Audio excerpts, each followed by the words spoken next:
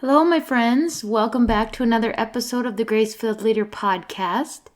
Today, we are diving into time management again, specifically focusing on how to streamline your maybe-no list that we developed in episode number 129. I'm going to guide you through a little process that integrates your core values, which we talked about yesterday on episode number 130, and the principles of Eisenhower's time matrix, or Covey's time matrix is another version, to help you make intentional decisions about your time. If you haven't heard of Eisenhower's matrix, we actually talked about Steven Covey's time matrix in episode number 17, which is very similar. Both have you categorizing things according to importance and urgency, placing them into 4 different quadrants. Quadrant 1 is the urgent and important. Quadrant 2 is the important but not urgent. Quadrant 3 is the urgent but not important. And quadrant 4 is the not important, not urgent. So, anyway, just some background to get a little more insight on using the time matrix. You can go back and listen to episode 17, and I'll link that in the show notes. But before we go any further, if you have not yet listened to episodes 125, 126, or 129, and actually 130, I would highly encourage you to go back and listen to those before listening to this one. And before you do that, you should download my free time audit tools. The tactical work that I have had you doing in these episodes is done easiest and is explained best using those tools as a reference. They're completely free to you, and the links are in the show notes. You can either choose to get just the time audit tools, or you can actually get all of my free resources in one place. You choose. Both links are in the show notes, or you can go to gracefilledleader.com/freebies to find them as well. Okay, let's get into it. Welcome to the Grace-Filled Leader podcast. Do you want better work-life balance? Do you get stuck in patterns of perfectionism and people-pleasing? Have you always been an overachiever but never really felt good enough, no matter how much outward success you achieve? Do you want more time for the things that matter most? Well, you are in the right place.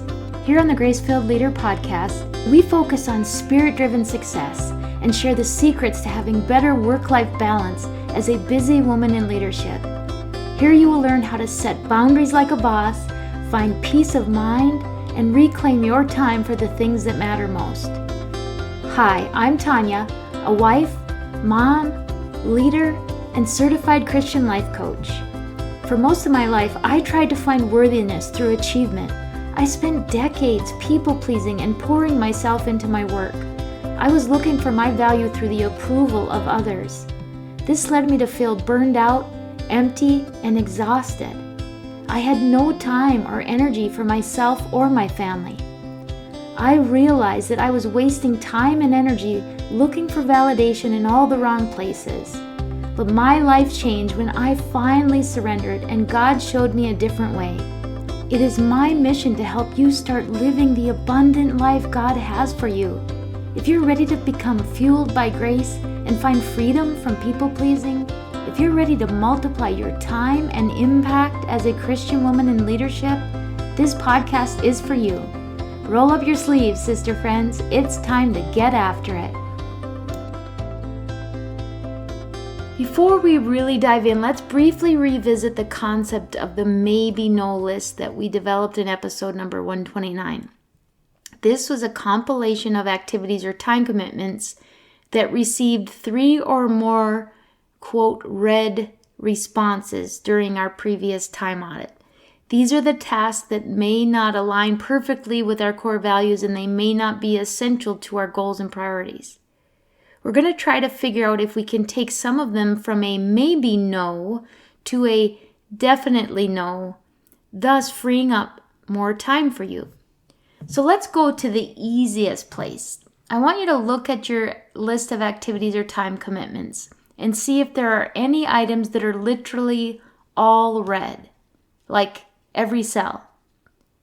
I would say that is the first place you're going to look at making some of those maybe no items a definitely no or a not by me item. There's nothing about those items that are aligned with a priority, a value, or a passion. So why are they there? Now again, when I referred to red cells, when we looked at all the questions we asked about each activity, that would mean it's of low importance, low urgency, it's energy depleting, it is an obligation, not a passion, it does not align with your core values or priorities, and it is not a necessity. So, why are they there? Are you doing them out of obligation because you feel guilty saying no or asking someone else to do it? Is it a matter of habit or just something you've always done and you just haven't stopped to reevaluate why you're doing it? Are they time wasters that you're using to avoid or procrastinate something else? In any scenario, I would challenge you to consider if they could just be deleted altogether. And if not, why? What is the barrier? What is the consequence? Get curious about that. What feeling does it bring up in you when you think about not doing those things? Where is that feeling coming from? This kind of curiosity and inner work is something I encourage you to do whenever you find yourself struggling to let go of something that doesn't seem to align with your priorities. You need to try to understand what is the payoff or the reason you've done it all this time. What is the cost of continuing to do it, both from a time standpoint and emotional standpoint? And what is the return you get if you were to release them? What does it free up for you to make space for something else? In other words, if you got rid of the number of hours that you're spending on those things, how many hours is that you could either be using just for white space or rest or quiet time, or adding back in some of those things from your savings bucket or the things you really do want to be doing but you're not? So that was the first place to start, the items that have all red cells in them. Now let's use the filter that the Eisenhower or the Covey time matrix offers us. If we think back to episode number 17, quadrant 4 on the time matrix was the quadrant of waste. And that was made up of items that were of low importance and low urgency. That means they're not important to achieving your goals, and they're not strongly aligned to your core values, and they are not urgent. They are not necessary things that need to be done within a designated time frame. This is the next place I would go when looking for things you could remove completely or reduce on your list of time commitments or activities. Do you see any activities that have a red cell in the importance and the urgency columns?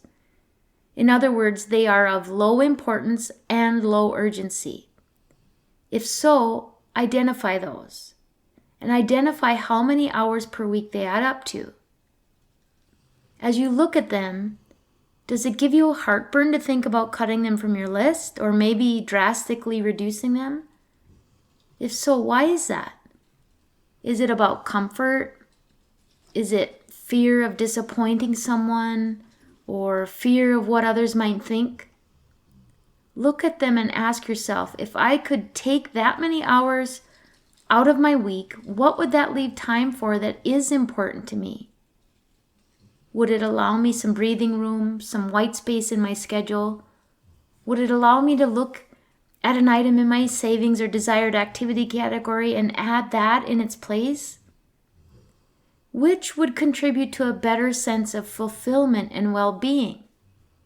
Keeping this activity of low importance and low urgency, or removing it and replacing it with something else?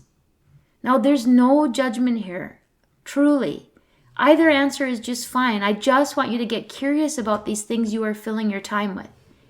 Get intentional about running them through your filter of values and priorities. If you have something that is in red in the importance, the urgency, and in the energy level or the alignment with core values column. In other words, it's not important, it's not urgent, and it's either energy depleting or it does not align with your core values, I would strongly advise you to look at these. What can you get rid of? What could you get help with from friends or colleagues or family members? What could you delegate or outsource? I'm telling you, one of the things that I had for a while was a cleaning lady that would come once every couple of weeks to clean the floors and the bathrooms and do the dusting.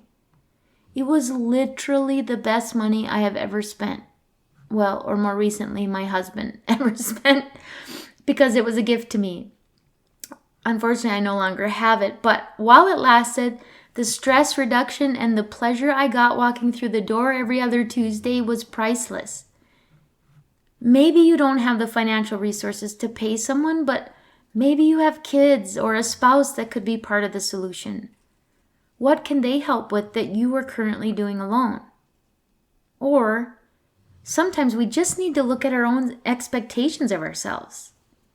Are you expecting yourself to have a perfect home and you should all over yourself if it looks a little lived in? Maybe you need to get curious about what is driving that pattern. Is anyone else expecting that of you? Is it compromising your ability to just enjoy time with your family or your friends? Maybe there's a middle ground that would leave your home tidy but not consume your time and your energy. What you have to do you. I'm just encouraging you to get curious. What is essential? What is good enough? Albeit not perfect, but good enough. The goal of today's episode is to get some of the things that are currently on the maybe no list and get them off the list completely or in part. The reason we want to do that is we only have the hours outside of our yes list to work with. And we want to be able to create more time for some of the things that haven't even made it on our list, or to just create more white space and breathing room in our schedules. So again, look for the activities that have all red cells. They are of low importance, low urgency. They are energy depleting. They are an obligation, not a passion. They do not align with your core values, and they are not necessary. Get rid of them, and if you can't, get curious about why they're on the list at all. Who or what purpose are they serving? Can they come off completely? And if so, what time would that give you each week to recover or add in something you're more passionate about? Next, you want to look at the items that have 2 of their 3 plus red cells in the important and urgent columns. That would indicate that they may be of the waste or distraction category. So they're low importance, low urgency. If they are also energy depleting or not in alignment with your core values, again, can they just go? Can they be reduced if not deleted? If you got rid of them or reduced the time you spent, what would be the outcome? How much additional time would it give you? Would there be a negative impact?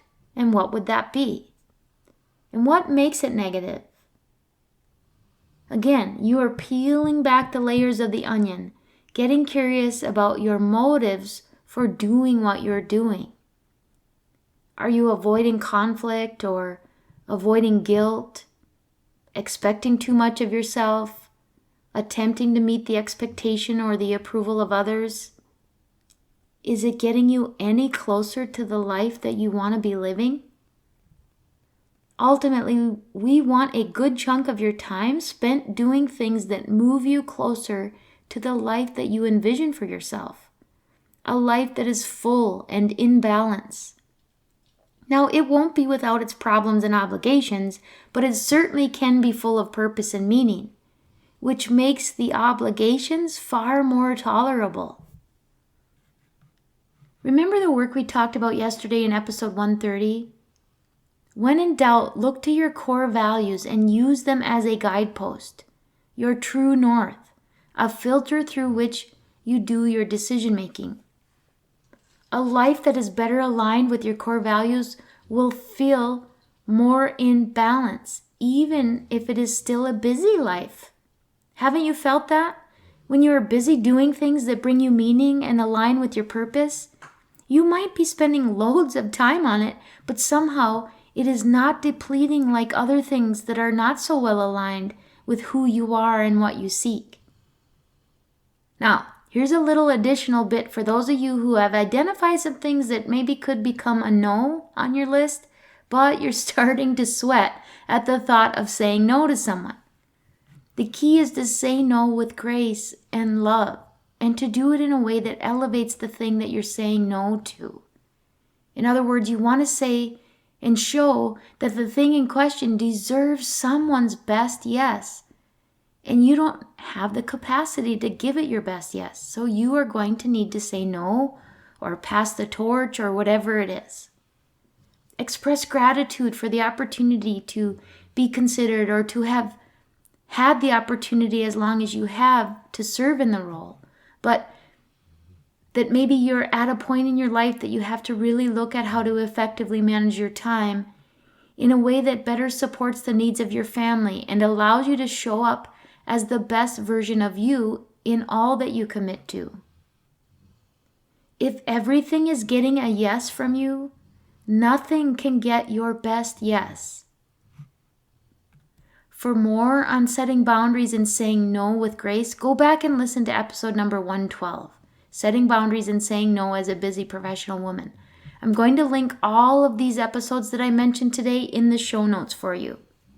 So I hope this episode was helpful as you begin to look at what things can come off your plate to create more time and space for what matters most.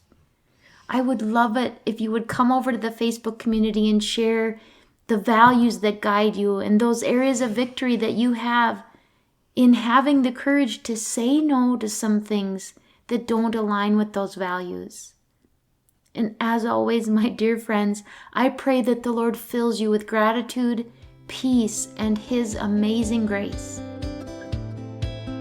I pray this episode blessed you, spoke to you, or encouraged you in some way. If so, please share it with a friend and head on over to Apple Podcasts to leave me a review. That's the only way for me to know if you're enjoying the show. Nothing blesses me more than to hear from you.